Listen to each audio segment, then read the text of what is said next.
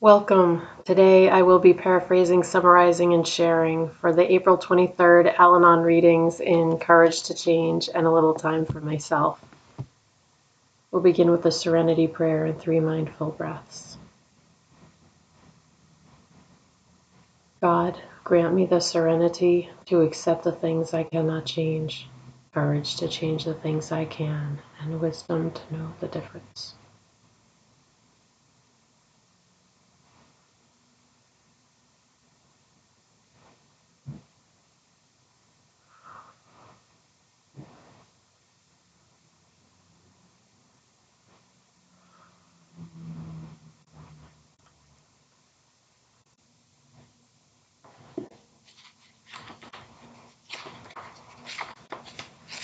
I will take a moment to look this over.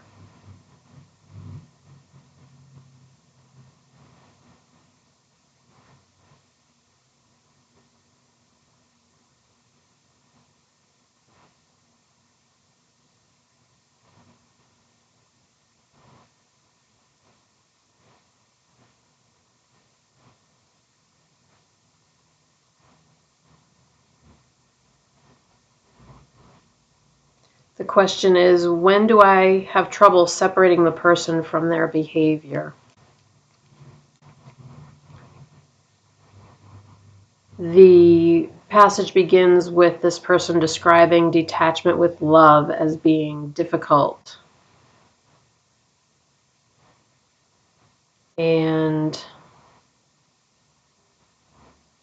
they found that when they were able to accept the true nature of the disease of alcoholism, things changed for them. They compared alcoholism to a fire.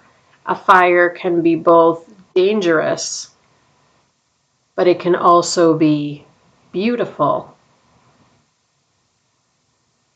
So, using that comparison, this person understood that they could have a relationship with the alcoholic in their life by accepting the beauty and protecting themselves from the danger. Today's reminder: when we recognize alcoholism as a disease, it helps us to detach with love. And the quote is from Detachment. We can love the person without liking their behavior. I know a lot about that. So when do I have trouble separating the person from their behavior?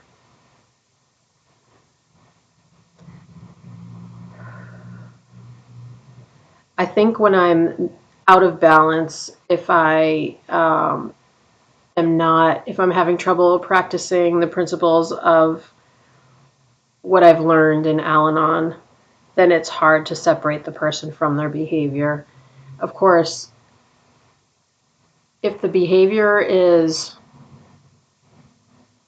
really hurtful, somehow damaging, dangerous, scary, then I think that also takes a lot more energy and a lot more time to separate from the person.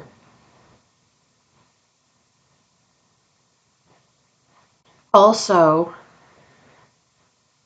forgetting temporarily that substance abuse is a disease and an illness. It's not a character defect. So it's not a choice. So all those things, I think, is when I have trouble separating the person from their behavior. Moving right along.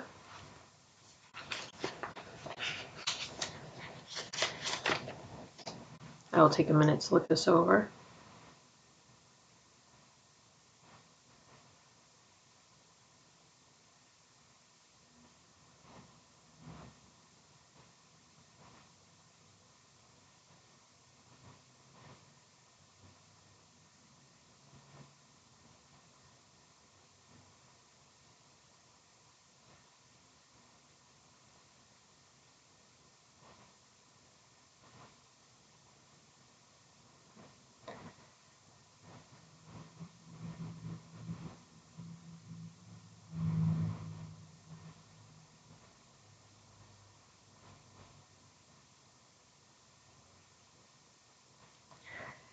This passage is about feeling feelings. This person is describing not feeling their feelings for quite a while, and being in Al-Anon over time, they began to realize that they did have feelings and that they could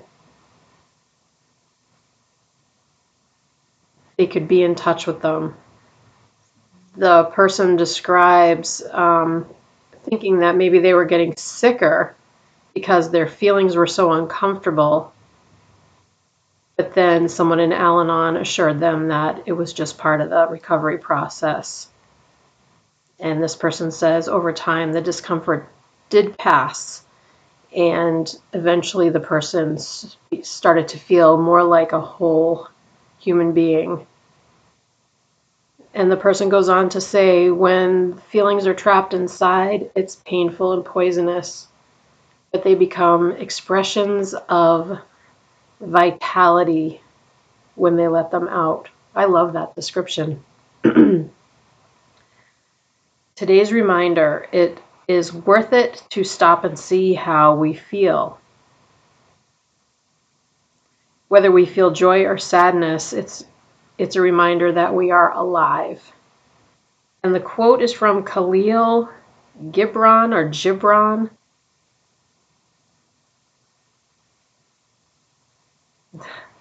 It's basically a celebration of emotions, whether it be tears or laughter, because they're all a celebration of being alive. So I've talked about recently grieving the death of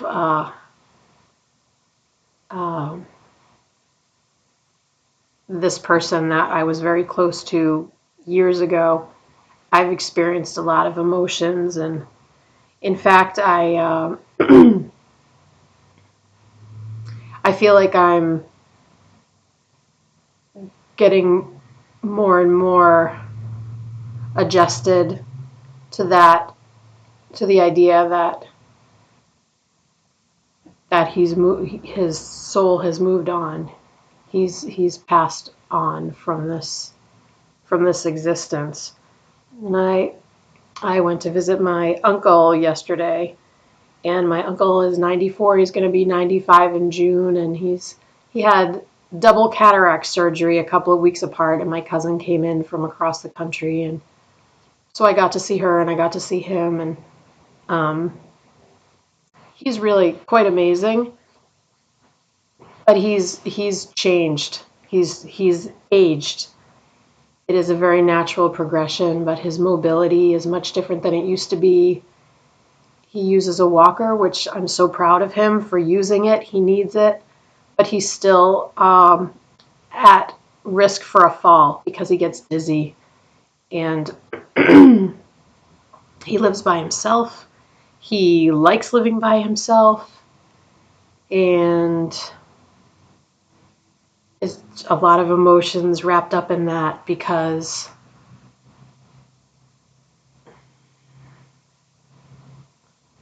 there's he's living his life the way he wants to live it. There's that part. And there's the not so much as his niece, but that fear of not doing enough. Like whenever I have to leave, I there's there's part of me that thinks that scary things. Like I don't want him to fall. I don't want him to get hurt. I don't want, all these things that are pure fear. So I think that being in touch with all those emotions is important. And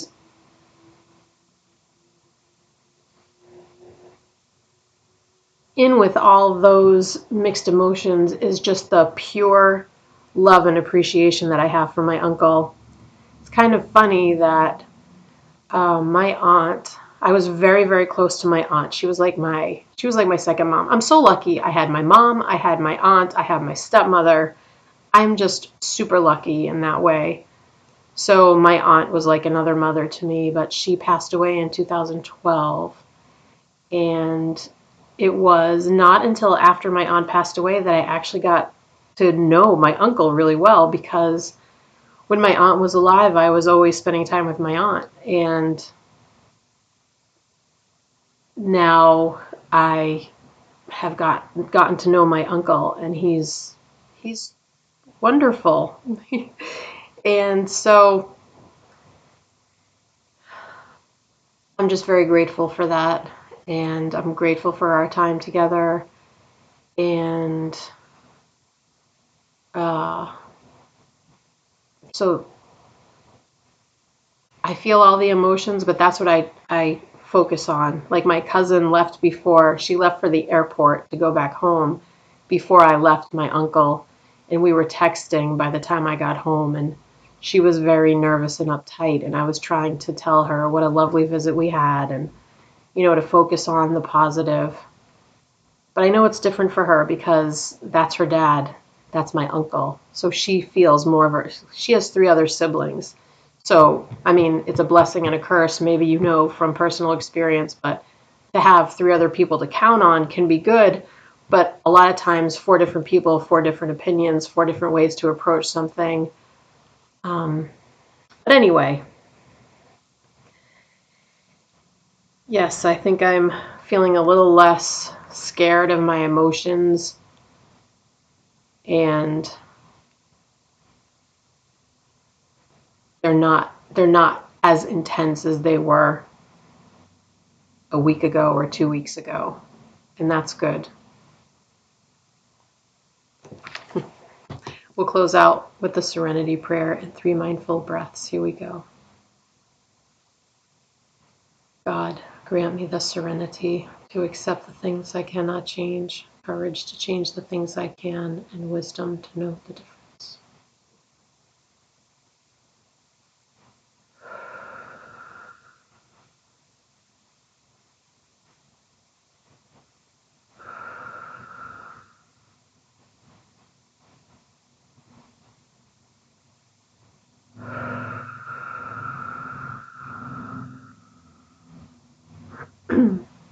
Thank you so much for joining me today.